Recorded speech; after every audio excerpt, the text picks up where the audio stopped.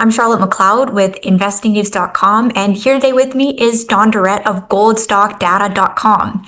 Thank you so much for being here. Great to have you once again. Yeah, Charlotte, we've done a few of these, so yeah, it's good to be back. Really good to be catching up with you. I was looking back and our last conversation was all the way in January. So a lot has happened since then. Just looking at that conversation, we were still talking about, was gold going to get to 3,200 to 3,400 in 2025, silver to that $45 to $65 range. So of course, both of the metals have reached those points now. And it feels to me like this precious metals bull market is starting to unfold faster maybe than many people expected it to. So wanted to start there, get your take on what we're seeing unfold and maybe why it's going quicker than people might have thought. Yeah, so I've always thought this was the outcome. I've received a lot of pushback from people because I've always been kind of the reason I'm in this, the reason why I always got into gold and silver is because my belief is that gold and silver are going to benefit when the U.S. economy or the U.S. government, the U.S. bond market basically kind of faces its ultimate outcome, which is kind of bankruptcy. And so I've always projected out in the future, looked at high gold prices, high silver prices. I think I'm the only person that really does this. And the reason why is because that's my expectation. I mean, that's why I got into this. My expectation has always been $100 plus silver, $5,000 plus gold. And now we're here. And then like people are like, they're always making fun of me. You can't use $100 silver. There's no way we're ever going to get to $100 silver. Now we're at 50. Today we were at 53 last night. We're 52 today. Spot 51.33. And now we're not that far away from 100. So now it's like, so people are starting to coming around to my way of thinking, to start thinking in terms of future gold prices, future silver prices. So where we're at today is kind of on the road to kind of my thesis. And my thesis is that governments cannot, goes back to von Mises in the 1950s. He basically said that there's no free lunch for governments, that they can't just print money and think that there's no ramifications. He basically said there's no free lunch. If you create a debt, you have to pay it back, or else you only have two choices. You create the bubble, and then it either blows up or you pay it back. And I actually came to that belief before I heard of von Mises. So I've been into this since late 80s. I basically have recognized what Reagan was doing when George Bush Sr. said that, this is voodoo economics, because what Reagan did when he was in office for 8 years is he used Keynesian economics during growth. So growth started in 1982, and Reagan he's like, hey, this is working great. Let's just keep doing this Keynesian economic stuff. Let's just keep spending money and it'll just pump the economy. Well, yeah, it does pump the economy, but when Reagan came into office, we had less than $1 trillion in debt, less than $1 trillion. He left office, it was 2.7. And he's like, and ever since then, Reagan showed politicians that if you print money, it works. It's great for the economy, but it's dangerous because it creates a bubble. And that's all we've been doing. And then, so Bush Sr. said that's voodoo economics. And Newt Gingrich, he was the head of the House, and he created this contract with America in the early 1990s. And basically, and he agreed with Bush Sr. said that's voodoo economics. We can't just spend money when we're growing the economy. We need to have Gingrich basically said, we need to have a balanced budget if the economy is growing. Now, you can have a deficit. Keynesian economics should only be used when you have a recession. But if the economy is growing, we want a balanced budget. And so Gingrich created this contract with America, and the foundation of it was a balanced budget. And he did it. He balanced the budget in 98 and 99. And then everything blew up in 99, 2000 with the dot-com bubble bust. And since then, all we've done is add debt. So we went back to the Reagan way. And the irony is that in the 1990s, I was buying a gold mutual fund. Every month I was putting $500 in it when the price of gold was $250, and we weren't doing this spending. It's like, Don, what are you doing? What are you doing? This is nuts. But no, I basically knew that what's going to happen here, and which is eventually the government is going to print money and try to live on debt, because it's kind of the natural outlet for politicians, because politicians want to get elected. And you just saw with the big beautiful bill with Trump. He didn't want to have a $2 trillion deficit, but politically he had no choice, because he didn't have the votes to basically balance the budget. He didn't have the votes to cut any spending. I mean, so all he could do was increase spending. I mean, that's the way of of Washington today, and that's been the way of Washington since 9/11. I mean, it's just the debt exploded from around 5 trillion in 2000 to 37 trillion today. We've been increasing debt at 8%, and GDP has been increasing average at 4. So we've been doubling the debt, and that's just a recipe for disaster. And that's the reason gold is up. The gold is up for only one reason, and people disagree with me because they can't really wrap their head around it, but it's basically the U.S. government bond market, because the U.S. economy is the largest economy in the world. It's about 24% of global GDP. And so it's kind of the big gorilla on the global scale, and it has this huge impact. And our standard of living is high, and so we import all these goods. And so our economy is literally kind of the lifeblood of the global economy. China's starting to catch up, but I believe that the bond market is the heart. It's the heartbeat of the economy, because we live on debt. Without that $2 trillion deficit, we wouldn't, the economy would be in a recession right now. GDP is basically a false indicator, because we count the GDP. If you subtract out that $2 trillion, we'd be in recession right now. So it's all about the bond market and how long the bond market can stay stable. And so what's happening is the rest of the world is slowly, steadily kind of moving away from our bonds, which we need foreign money. We can't do this all on our own. We cannot pay for our debt internally 100%. We're dependent on foreigners. And so foreigners are slowly pulling back. And so that's the reason why gold's going up. So they're transitioning away from treasuries, and they're converting those and selling those, which are dollars, and buying gold. So their reserves are turning more into gold, and gold, that's why gold's going higher. But the reason why they're doing it is because they see what's coming. It's a train wreck, if you will. The U.S. has to get its financial house in order, but it can't. There's no way to do it. The only way to do it is for the whole thing to blow up. And that's why gold's going higher. That's why I own gold and silver miners.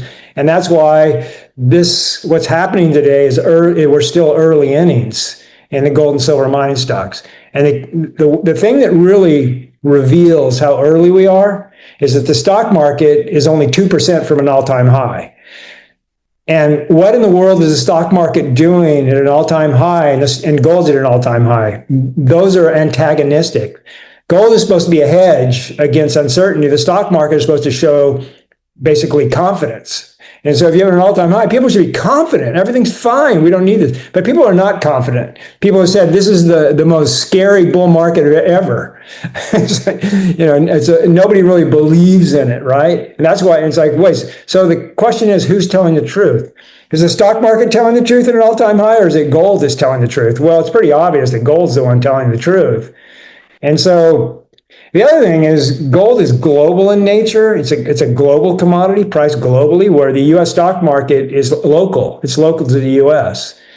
And so it's hard for anybody to get their hands around gold and try to control the price. And I think that gold turned into a physical market when it got above $2,000. And so now the banksters can't control gold anymore. And so gold now is a physical market, because the central banks are buying it, and so it's turned into a physical market. Now, silver hasn't turned into a physical market, but I think it might have when it crossed 40, because it never went back and retested 40. Gold never retested 2,000, never retested 3,000, never hasn't retested 4,000. I don't know, but so that's when you know you're in a physical market, is you don't get these deep corrections. And so I think silver might have done that. But so we talked about my targets back in January, and so I had a target of 45 to 65 on silver, and we're above the 45. My gold target was 3,400 to 3,500. We blew through that. Who would have thought that gold would go to 4,000 this year? I sure didn't. It's pretty mind blowing, but that is showing you that we're getting closer and closer to this bond failure that I've always thought was going to happen. Lots of directions for us to go in there. And I want to keep looking at the bond market angle, because I think that's really important. I know timing, we just said how difficult it is to time things, but the rug is going to be pulled out from under the bond market at some point. Any thoughts on when that could be, or anything further you'd say on what the trigger for that could be? The trigger is very obvious, and that's the stock market. So the stock market, a lot of people say the stock market is the economy. So we've been in a 15-year plus bull market in the stock market. Some people say no, it reset itself in 2020. Well, that's baloney, because if it reset itself, why did the stock market go up? You can't have a recession and the stock market not go down. So there was no reset in 2020, and so we haven't had a recession since 2008. And it ended in June of 2009. So we're 15 years plus into this. And so the trigger is when the recession begins. And so when that recession begins, you're going to have a lot of bankruptcies. You're going to have a lot of people lose their jobs. And you're going to have a lot of, that is the rug pull. And so at that point, I think the dollar will collapse. And like right now, it's at 98, 99, a little bit below 99. And I think I thought it was going to end the year below 95. It looks like it won't, but maybe we'll see 97. But I think next year is when the dollar really dumps. So I think we're going to see low 90s next year. And that's just the first leg down, if you will. I think we're heading to a crash in the dollar, if you will. I'll explain why the dollar is going to collapse here. Is the stock market is about $63 trillion total stock market value in the United States, and about 20% of that is foreign money. So it's about 12 million, something like that, $12 million somewhere of foreign money.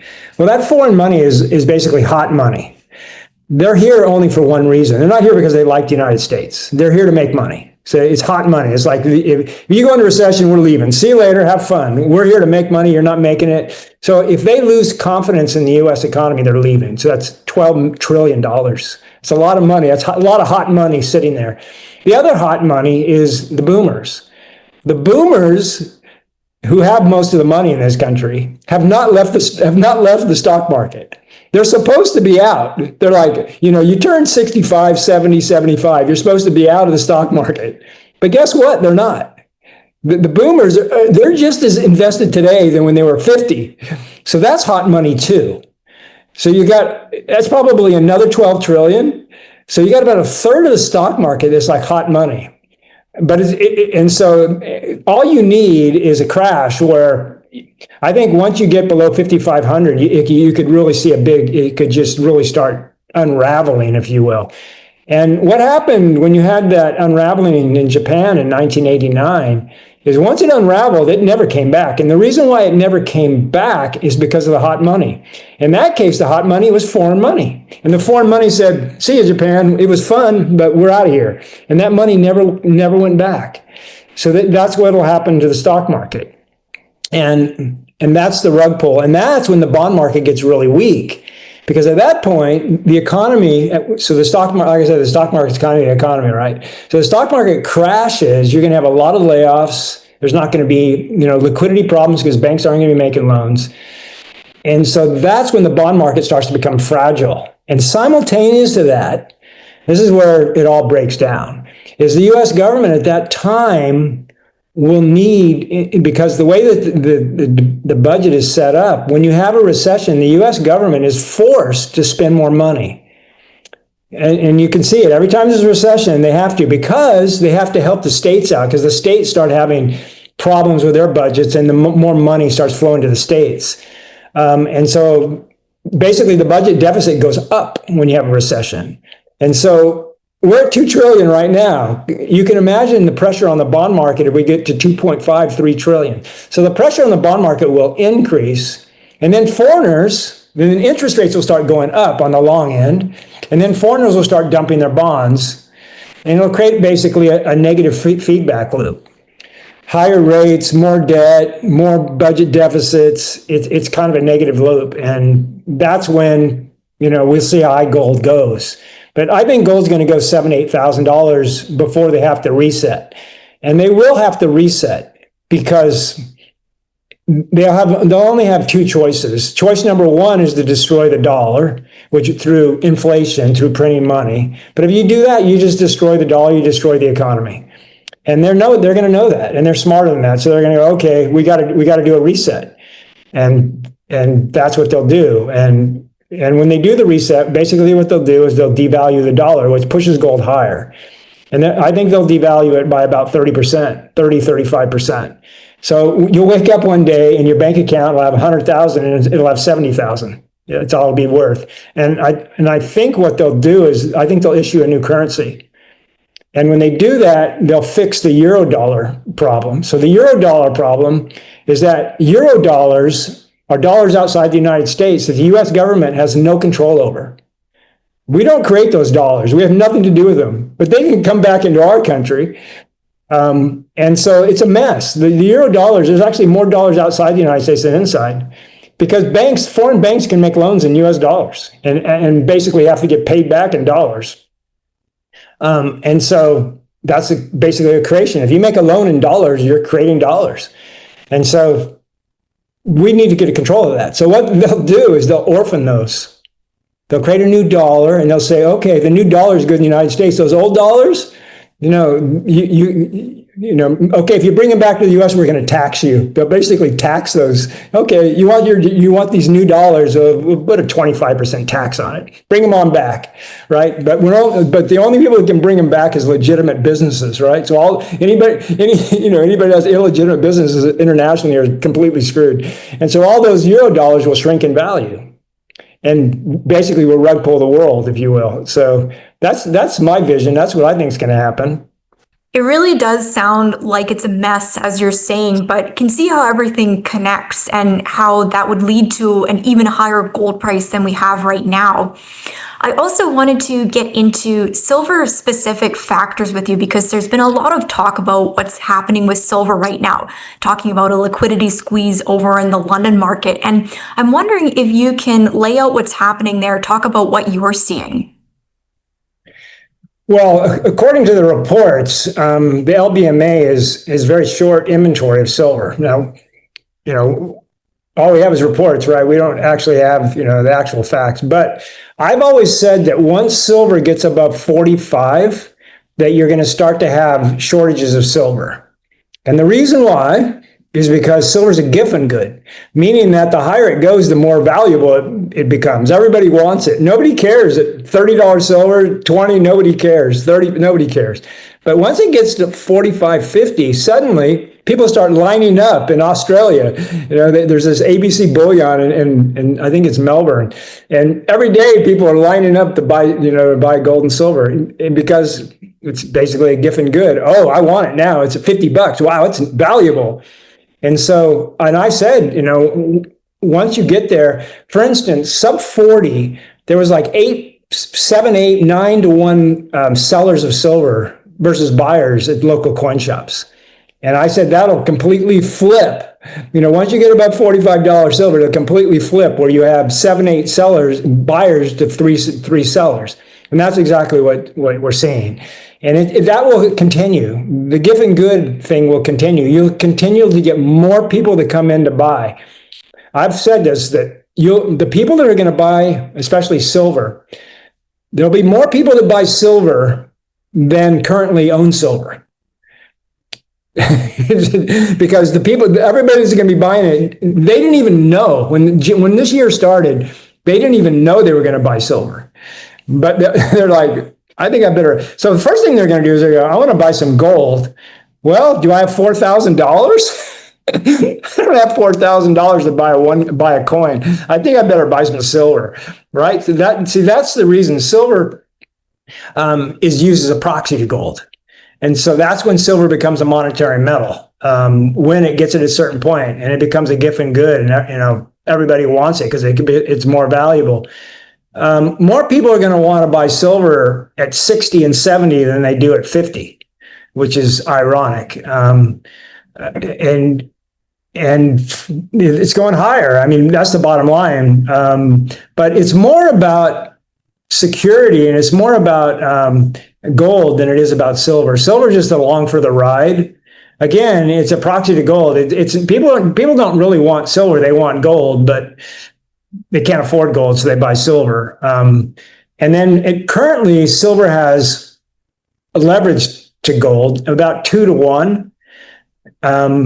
So if you buy silver right now, you're basically buying gold at half off. So, but that'll turn. So once that GSR squeezes, then they'll be kind of even at that point. But still, people will still buy silver then. But right now, I think you want to buy silver because you get a 2 to 1 edge, and then you can, if you actually want gold, you can convert it into gold later. Wait till that 2 to 1. Wait till silver outperforms at 2 to 1, and then flip it and sell your silver and buy the gold. But I think we're going to see shortages. I think I've always thought that it would unfold in a certain way. So the first thing to go is going to be your local silver, where you can't find it locally. Forget about buying at your local coin shop. They don't have any, right? That's the first thing to go. The second thing to go is your online inventory, your online exchanges like AppMex and SD Bullion. Those will run out of silver. And then after that, the next thing to go will be the 1,000 ounce bars on the wholesale level. Because those 1,000 ounce bars, that is what they use to create everything, to create the coins, to create the bars.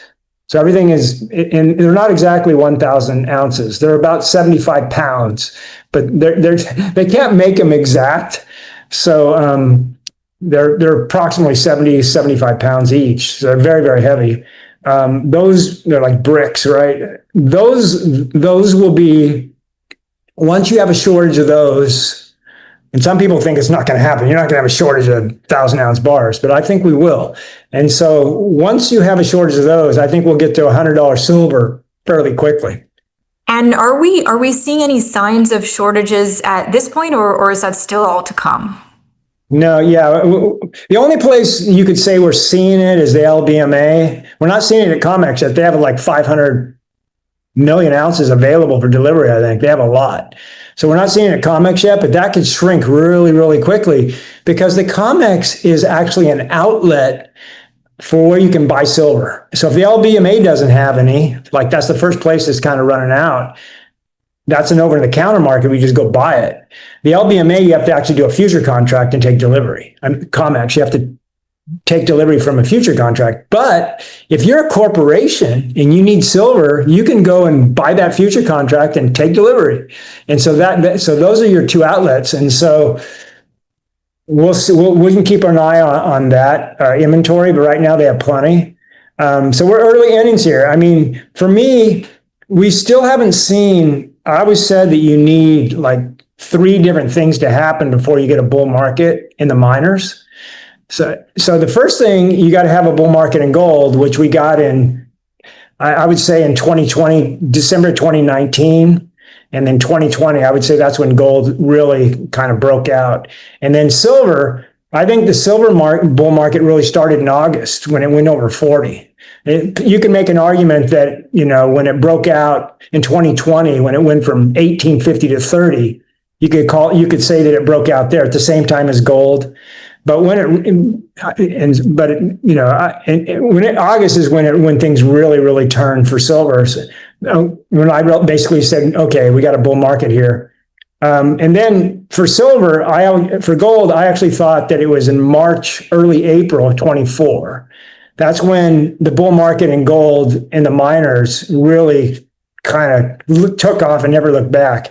I remember, I think it was like the first week of April, I basically said, we're not going to have a correction in gold. We don't have to worry about a correction in gold. That really was kind of the breakout for me. And so it was like February, I would say March 24 for gold, and then August this year, 25 for silver. And then the third thing, well, actually, there was two more. There's four. The third one is the HUI. So the HUI breakout it was kind of at 350, 365, but it was acting kind of strange. And I really didn't see a level where I really felt like, okay, this thing is broken out. It's not going to correct. That really, I mean, we had to get significantly like above 500. So we're like we're at 642 today. We had to get kind of well above 365, like above 500, to where I was starting to get comfortable that we're not going to have a correction.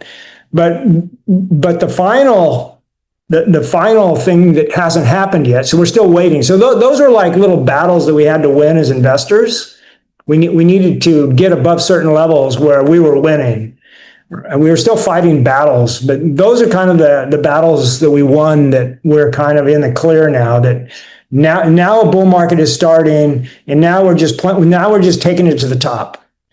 And for me, the top in the HUI is 1,500 to 2,000. So we were at 200. February 24, we were at 200. And now we're at 600, 625. So we're up 200%. I mean, we've really come off of that bottom quite a bit. But we still haven't gotten to kind of blue sky. We're still fighting battles, which is amazing. And it's kind of early innings still at 600. So I think, we're going to go, like, we're at 500, we're like double to 1,000 and then double again to 2,000. I think that's what's going to happen. But the final thing that we're waiting for, where we're kind of in the clear, if you will, is the S&P 500. So the S&P 500, when the S&P 500 is where it's at, like an all-time high, a lot of investors don't care about gold and silver because these are speculation assets. So it's like, I'm not going to speculate. If I'm making, so we were up 25% in 24 or 23, 27% in 24. And then this year we're up 13. So people, they're like, if I'm making that kind of money, I'm going to stay in it. I have no interest in buying gold mining stocks. I'm not going to go buy a speculation. I don't care if Newmont's up 100%. I'm not going to do it. So Wall Street is still in the mindset that they don't need to own these mining stocks. And so that's the final shoe to drop, is what, if you go back and you look at a chart and you overlay the HUI with the S&P 500 from 2000 to 2011, the S&P was pretty much flat for that whole decade.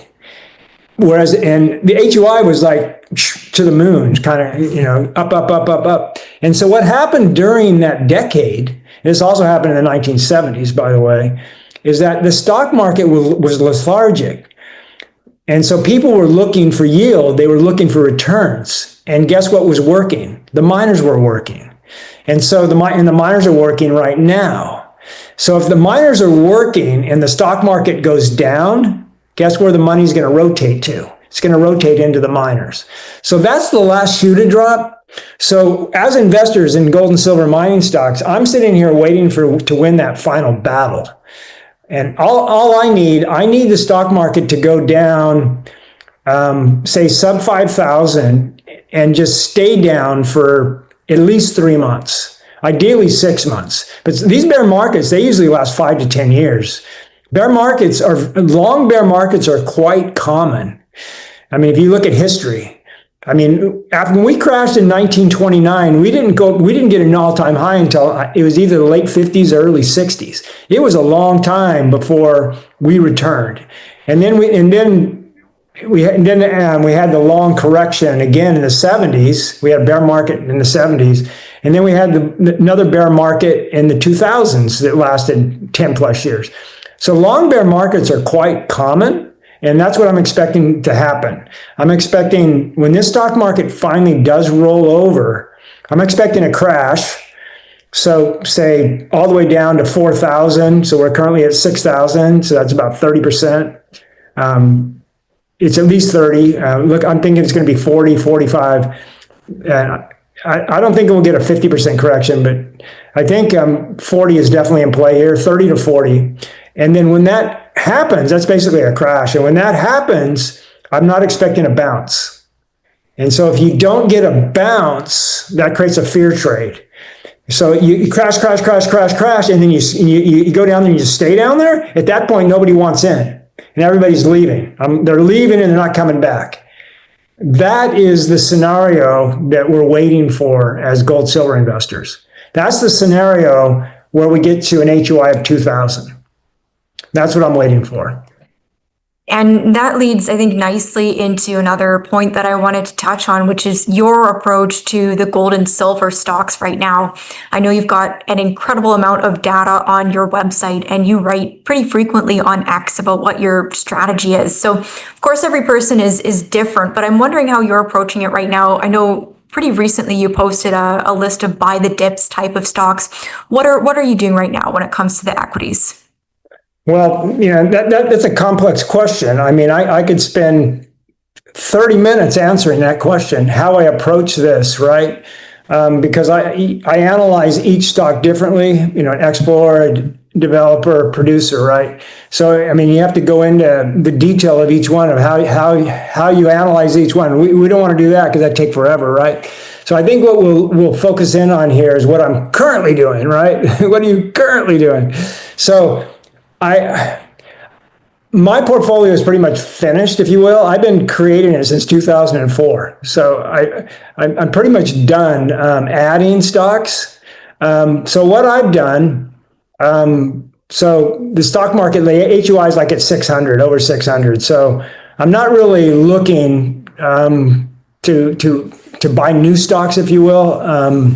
If I find one I like, I tend to buy it. So if I find what I look for something like right now, I'm kind of looking for 10 baggers.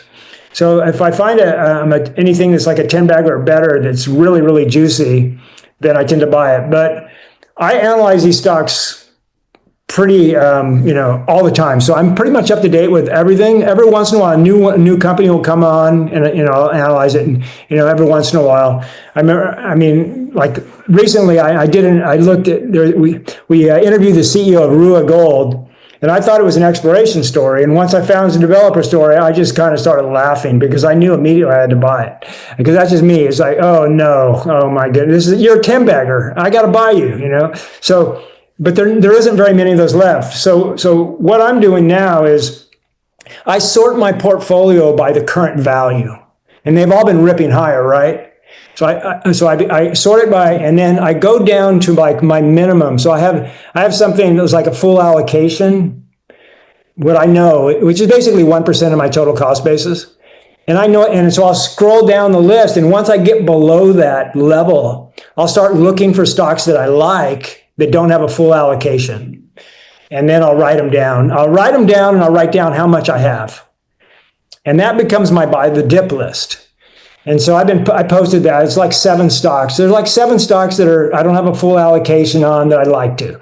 So that's kind of what I'm doing. I'm trying to find stocks that I can add to when we do get this dip. But I'm not gonna buy those until we get a crash. So like sub 5,500. Now I don't know when gold's going to bounce. Last time I forget when gold bounced. I think it was about 5,200, somewhere in there. But gold will start to get a bid. So the stock market will go down, down, down. At a certain point, gold will get a bid, if you will. So we have to keep an eye on, so they'll both go down together, but at a certain point, gold will decouple and it'll get a bid and it'll refuse to go any lower. And that's what you want to look for.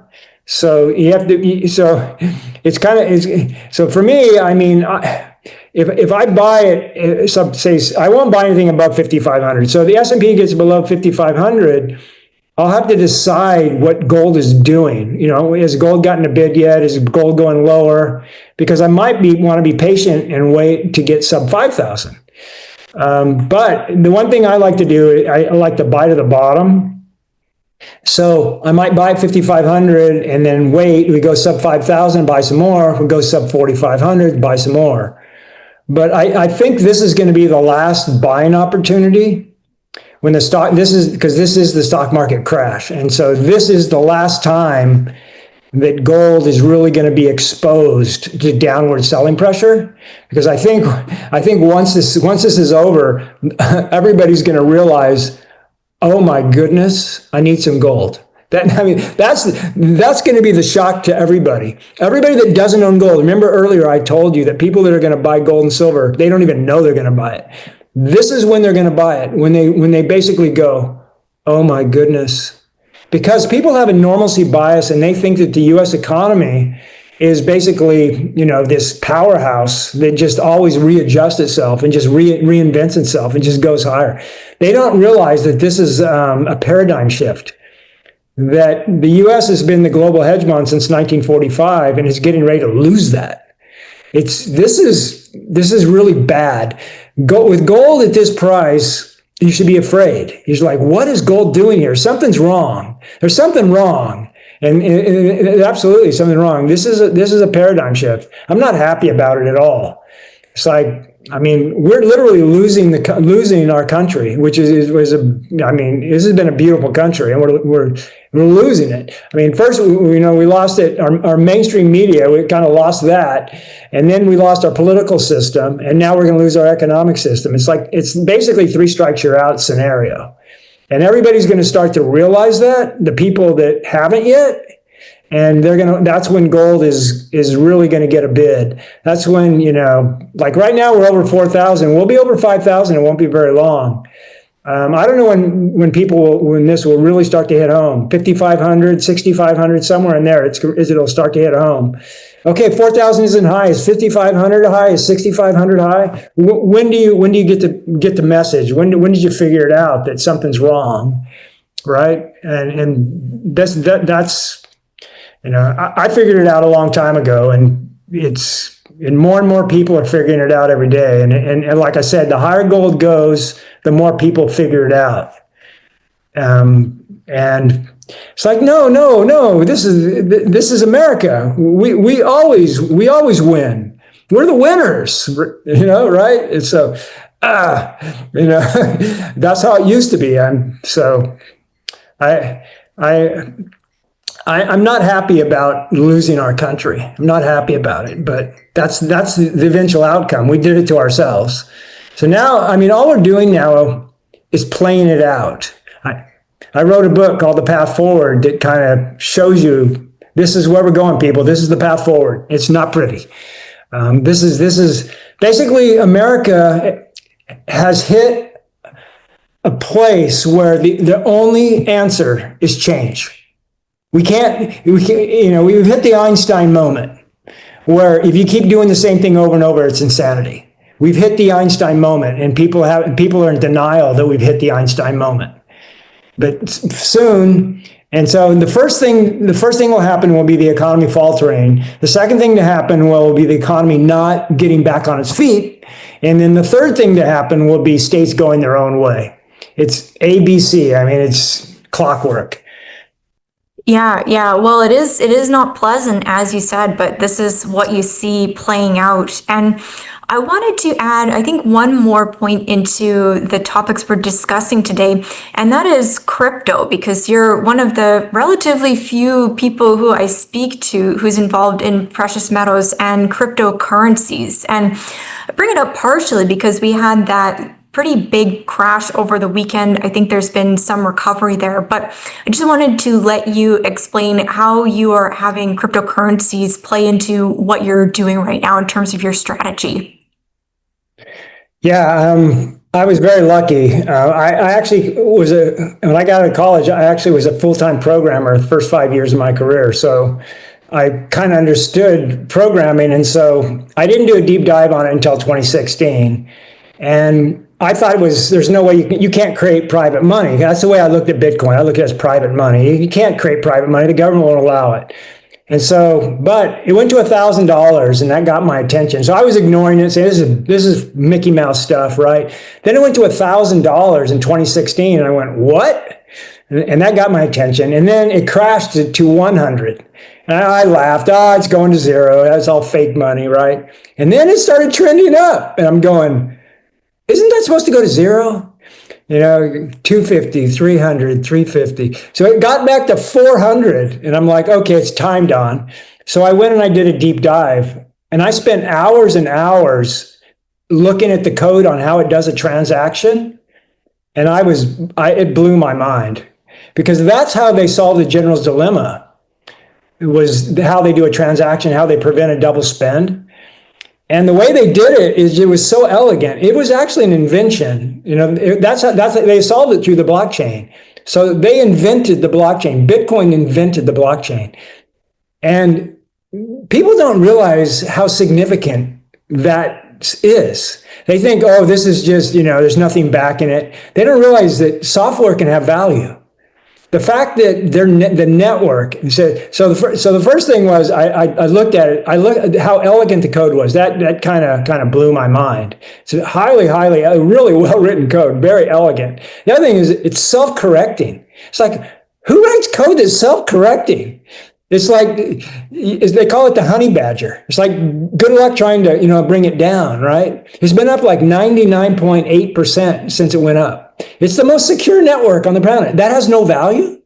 It'd be like, yes, it does. There's some value there. And then the third thing, the reason why I basically, after I did my deep dive was the fact that it has this halving every 4 years. So I'm like, the halving, that just makes it, all it has to do is survive. If it just survives every 4 years, the supply just gets cut in half. The daily supply gets cut in half. So it's got like this upward pressure on the price. And you can't kill it. There's no way. And I tried to figure out a way how to turn the dang thing off. You can't. You can't turn it off. It's not like that software they created with that Tor software. Remember when the music's sharing and the government just turned it off, right? You can't turn this off. So I'm like, okay, Don, you can't turn it off. The code is self-correcting. You can't change the code. You need 51% to agree to change the code. And it has upward price pressure. I'm like, okay, but Don, what gives it value? What gives it value? And I'm like, well, it's not really money. I mean, you can't spend it. It's too valuable. And we learned that through the pizza thing. I mean, the guy that bought that pizza would be a billionaire today if he wouldn't have bought the pizza. So you can't spend it. You got to hodl it. So, okay, then where's the value? I'm thinking, where's the value here? So Bitcoin basically, it's going to have, these are all my ideas that I came up with, by the way. Bitcoin's going to have what I thought was 3 phases. So phase 1 is adoption by the retail. Like, basically the punk rock guys. They're just out there, the Max Kaisers of the world. Those are the guys, that's phase 1. It's just, it's just hard, it's like just, we're going to collect it. Screw the man or whatever kind of thing, right? That's phase 1. And then if they can get it to a certain level, and I thought that would be about $50,000. So if they can just get it to 50,000, if they can get it up that high, at that point, the institutions will say, okay, I want some of this too. That's phase 2. So it's adoption. So first one is retail adoption. Second one is institutional adoption, which I think began about 50,000. Well, that will go somewhere up to about $500,000. Somewhere, and that's when you get saturation. Somewhere, $500,000 to $1 million is when you get institutional adoption, where you get saturation, where everybody that wants Bitcoin owns Bitcoin. So you're not going to be able to stop phase one and phase two. So as far as like what gives Bitcoin value, what gives it value is it's basically a collectible. And so right now we're just collecting it. We're collecting it and hodling it. It's like taking a Wayne Gretzky rookie card and digitizing it and giving everybody value, and you can prove ownership. Okay, give me a little bit of that Wayne Gretzky. I know it's going to go up in value. It's kind of like that. It's kind of a collectible where you can have proof of ownership. Plus it's priced 24/7 and you can transfer it. So that's kind of the value there. Okay, so then you go through cycle one and cycle two. So what I'm saying is that you want to hold Bitcoin through cycle one and cycle two, and you don't sell it until the 4-year cycle fails. And again, I came up with this idea, and amazingly, there's no apps out there. I asked Grok, is there any app out there that will show me that Bitcoin 4 years ago is lower than today's price? That's the 4-year cycle. So that's never happened before. So as long as that 4-year cycle holds, you hold. But once it breaks, you sell. That's hodling. Okay, so now what I mean by the 4-year cycle is that it's a moving target. So today, you look back 4 years and you see if the price is lower than today. Then you go tomorrow. You keep looking back 4 years. Every day you go forward. That is always held. And I call it the 4-year cycle. So as long as Bitcoin, and I always tell people, you don't value Bitcoin on 12 months. You don't look back 12 months. You look back 4 years. So if you buy it today and you hold it for 4 years, you're going to make money. That has always happened. But if it ever fails, if you ever have somebody that bought Bitcoin that's more than 4 years ago and they're underwater, that's when you sell. So we already know that. So I'm just sitting here. So I'm not going to take profits until that 4-year cycle fails. So that's hodling. Now, the third piece, this is the third piece. So this is also when you sell. And this is where Michael Saylor's thesis breaks down. And the third one is after that saturation occurs, Bitcoin at that point has to prove utility.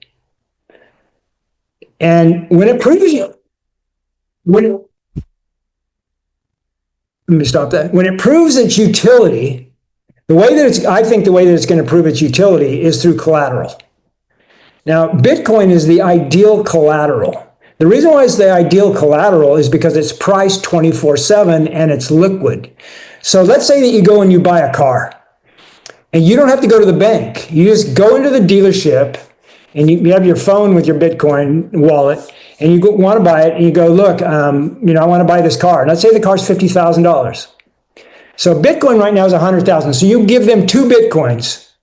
You put 2 Bitcoins in the smart contract. You transfer it from your wallet into there, and they basically let you walk off the wall. Now they have your 2 Bitcoins is worth $224,000, and you owe them $50,000. So they got a big, Bitcoin would have to crash for them to lose their money. It's almost impossible for them to lose their money.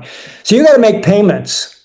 Every month you got to give them payments and then interest, and they're guaranteed their money back because they have the Bitcoin. So I say they only charge you like 3%. Much lower than the 8% because you're giving them basically perfect collateral, right? So you got 3% interest and you make payments, right? If Bitcoin drops, say it's at 120, if it drops like below 90, at that point they go, oh, you got a margin call. You either put some more Bitcoin in there or we're going to take the Bitcoin. You decide. So they give you, it's basically a margin call. So as long as Bitcoin stays above that level, everything's kosher, right? It's just a margin call, but Bitcoin can do that. So it's like the perfect collateral. So if Bitcoin becomes if it kind of replaces treasuries as collateral, whatever, that can make Bitcoin go up more, but not to 20 million like Saylor says, but it can go up to 2 million maybe using collateral. But I don't think hodling will push Bitcoin to 10 million, but it could push it to 2. So there's that. But I have to talk about you. Open this up, Charlotte. This is a big subject. You're gonna have to cut me off. You never do. No. You tell me what you've got on your mind. All right. So now we're going to go to what the real value is in crypto. It's not Bitcoin. Blockchain has nothing to do with Bitcoin. It's about blockchain technology, which evolves, which is all the alts. So the people that say that crypto is a scam, crypto is going to zero, that is the same thing as companies back in 1982 were rejecting the PC, or in the mid-1990s were rejecting the internet. You're rejecting technology. When you reject the blockchain, now I'm not talking about Bitcoin. Bitcoin is a unique animal. It's first generation crypto, and like I said, it's a collectible. What makes Bitcoin so valuable is it's secure and it's rare. That's what makes it valuable. What makes blockchain valuable is the ability to evolve. It's software, it's technology. So Ethereum is competing every single day against all these other products. You got Solana, right? You got Cardano, right? You got Sui. So you got all of these projects that are competing against each other, saying who's going to be the winner here. And they're all competing not against Bitcoin. They're competing to create a new financial system. Basically, or not just, that's only one part of it, decentralized finance. You also have what's called tokenization, which is a form of finance, but it's basically a database, a way to tokenize, to digitize stuff. Well, all of these use cases, if you will, those are all done on these altcoins. Again, nothing to do with Bitcoin. And so those are not going away. Those are proliferating. Like all of these stablecoins. All of these stablecoins, they don't reside on Bitcoin. Not the blockchain. They reside on all of these second and third generation blockchains that are very fast and very cheap to transact on. And so those are the future. And so those are what I invest in. I don't buy Bitcoin anymore. I buy the alts because the alts are evolving. The alts have tons and tons of potential. Bitcoin doesn't have very much use cases. It doesn't have much utility. Whereas these alts, they have unbelievable amount of utility. Decentralized finance, I talked about how you could buy a car if you have some Bitcoin. That's huge. The other one is stablecoins. That's huge. But another one that's massive is tokenization.